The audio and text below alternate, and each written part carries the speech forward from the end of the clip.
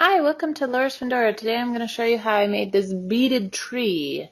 I wanted a cool jacket for summer, and so I figured this out. Let me show you how I did it.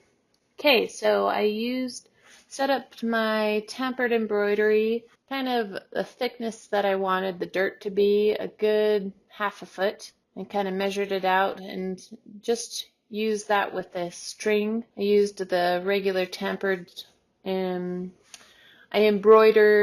tempered embroidered the boundary of the soil. Then I started with these huge, thick wooden beads that you can easily get a huge package of a mixture of sizes of wood beads.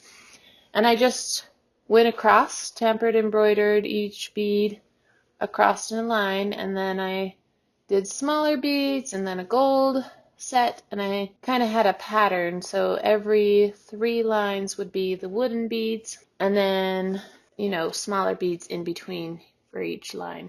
Added some gold beads and some black beads. Okay, so let's see, then after I created the soil ground area, I placed that on to my jean jacket, hand stitched it to the back of my jacket. Then using white chalk, I outlined the shape of a tree, and I figured out the placement of the trunk and the branches of the trees, and then I used smaller golden beads to create the smaller branches. Then to add some color and some bling, I added some really pretty turquoise beads around each of the branches. Then some glass kind of peachy color beads.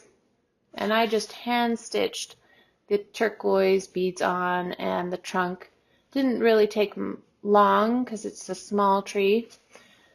And then I was done. Hey, thanks for watching. Please subscribe for more videos like this. And yeah, have a wonderful summer day.